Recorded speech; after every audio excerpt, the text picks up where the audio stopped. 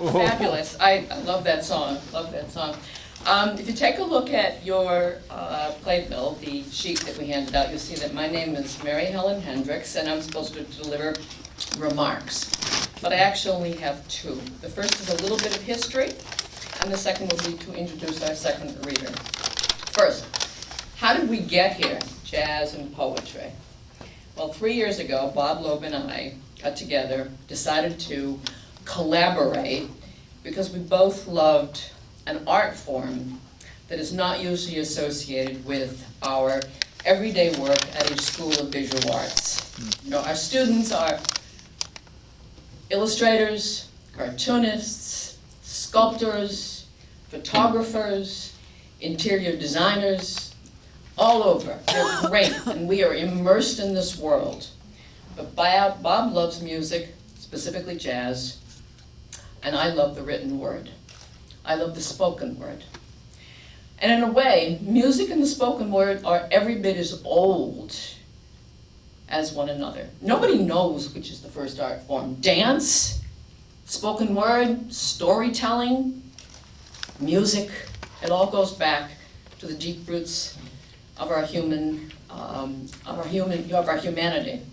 So here we are, a music lover and a spoken word lover getting together. And what draws them together? We sat around saying, what's the similar core here? Well, I think it's that they're both oral, spoken, and oral, heard. And that they invoke some of the most important sensory apparatus we have, and that they're art forms of sound. So that's why we're here. And I think we're going to stick it out, because this is our third annual event, and thank you very much for coming. So that's my first statement. My second is to introduce Ann Rower, a colleague. She's a fellow teacher at the School of Visual Arts. She's not a poet, but she is a writer, and her writing tonight, I understand, will have a musical theme. Ann and I have known each other for pretty much our whole adult lives, teaching at the School of Visual Arts. And so I could say a lot about Ann, but it would be mostly anecdotal. What you need to know about her professionally is all in that flyer. She's written 3 books. The first was If You Were a Girl. The second, Armed Response. And the third, Lee and Elaine. I read 2 of the 3, and I was quizzing Ann about the third before we began. And she told me I probably shouldn't read Lee and Elaine because it has something naughty in it. So I'm probably absolutely sure to read that one now. Not a poet, but a writer whose use of language is as concise and as clear as what we expect from good poetry. I'd like you to welcome Ann Rower, my dear friend, a fabulous writer, and an extraordinary teacher from the Humanities and Sciences Department of the School of Visual Arts.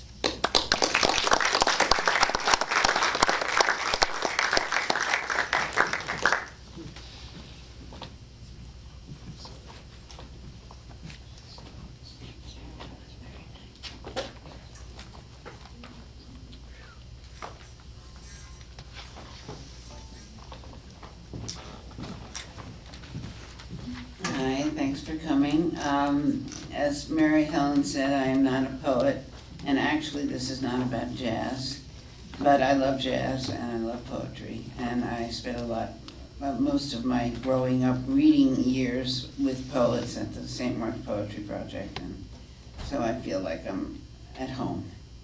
And it was great to hear Sean, and of course the music. And I'm just going to read a little, not too much, from my new book, which is a novel in the form of a journal. I'm going to read 3 extracts, and the dates on them are the dates that they were written, not the dates that they happened. So if that makes it clearer. All right, the first one is September 4th, 2009. The year we were in Bisbee, it snowed on election night. Bush v. Gore. I didn't know it snowed in the desert, but this is high desert, 7,000 feet. I got very excited and took lots of pictures with my throwaway camera. Early November is early for snow in any state. We were invited to a potluck dinner at Friends of Peyton's. It was nice to be with some people we had not met before, not just our little group, though they were there too. I made a marinated shrimp and cucumber salad. I don't remember what Heather brought, probably beer. We stayed till 2 in the morning, but there was still no decision. Who knew it would go on for weeks? I was exhausted, and it was very slippery driving home up the pitch-dark, hilly roads, though by then it had stopped snowing. There were no other cars going either way. I wasn't comfortable driving, especially since the Saab did not like going up hills, something we noticed when we took it for a test drive, but we were too excited about the car to care. But Heather had been drinking.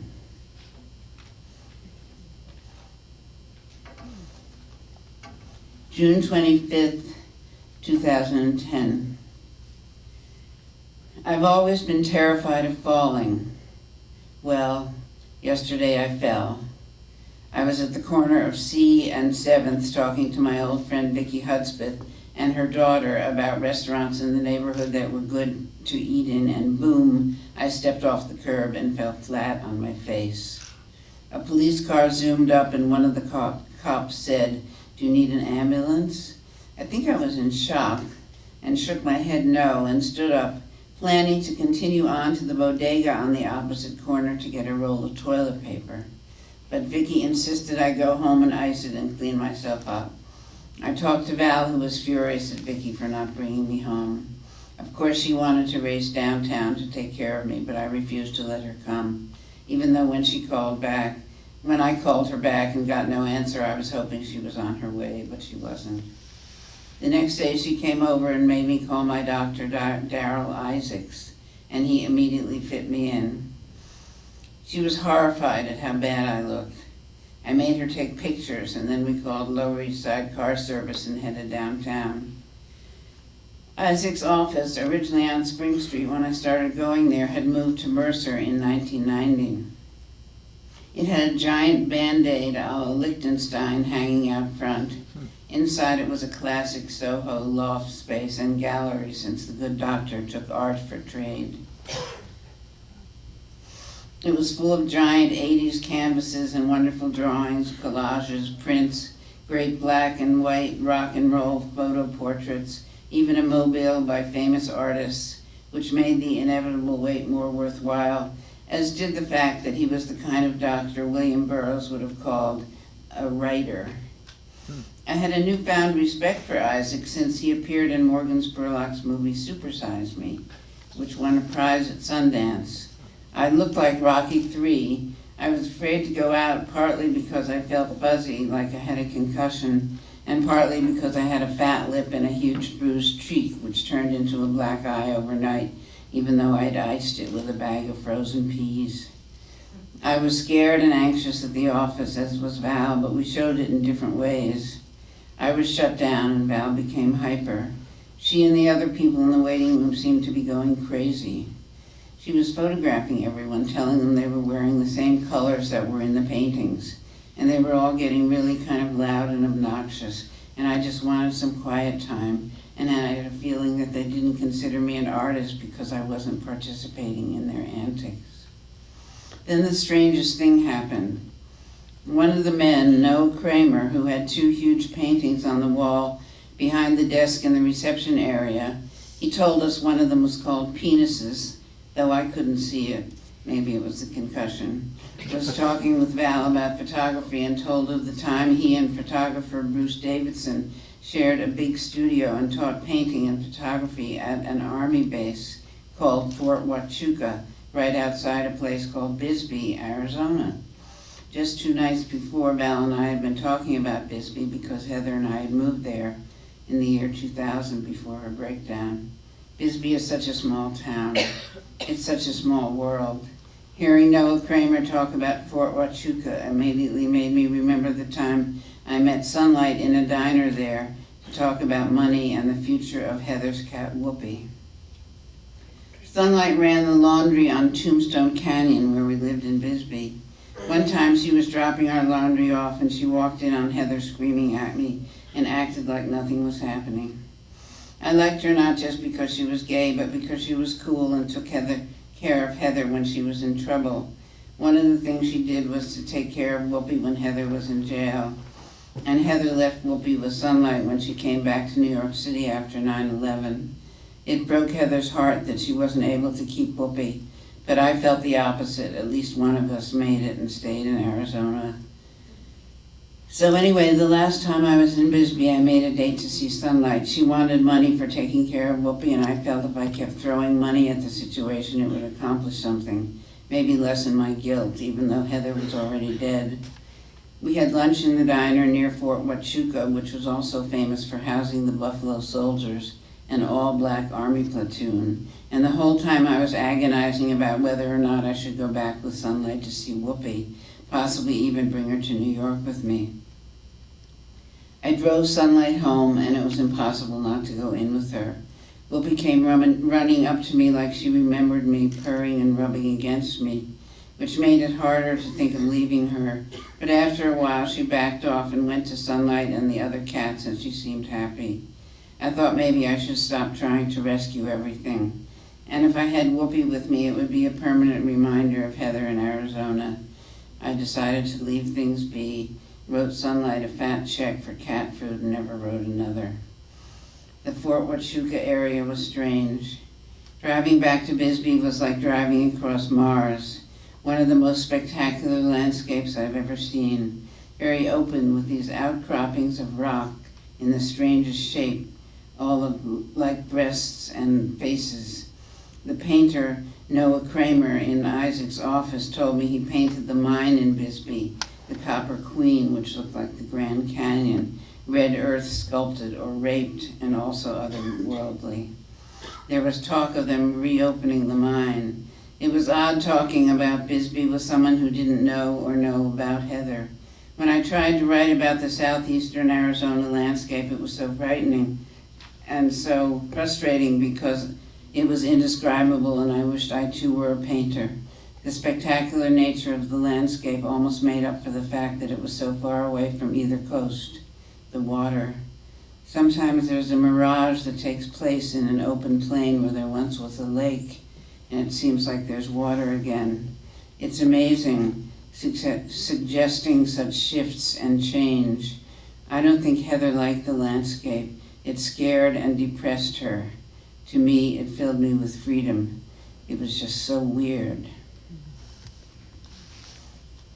And this is the last one. It's January 25th, 2011.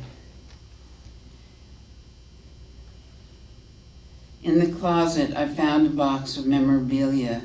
In it was this little yellow toy cab with a blue Post-it note rolled up in the window. Heather gave it to me early on when we were newly in love. The note said something extravagantly complimentary like, "Watch out, baby, 'cause you're really going places." The toy car was also a nod to my addiction to cabs. I had always taken them. I liked riding around the city, but after she was gone, it got much worse. My back was so bad I couldn't walk more than a block. But my cab riding was also partly an unintentional homage to my Uncle Leo, the songwriter who wrote the Great Thanks for the Memory, Bob Hope's theme song. Leo always said that the song was about the ultra-civilized breakup between my mother and her first husband. Leo didn't drive and lived in Hollywood, and when he didn't have a damsel to drive him, always took cabs. Now that's not so unusual in LA, but then, especially back in the 40s, it was. All the drivers knew him. It's very hard for me to put into words what it felt like to find that gift. I remember I gasped when I opened the lid and held the perfect little replica of the cab in my hand, hardly able to believe that the Post-it note was still there, let alone see what it said. I had forgotten about it, forgotten about that time.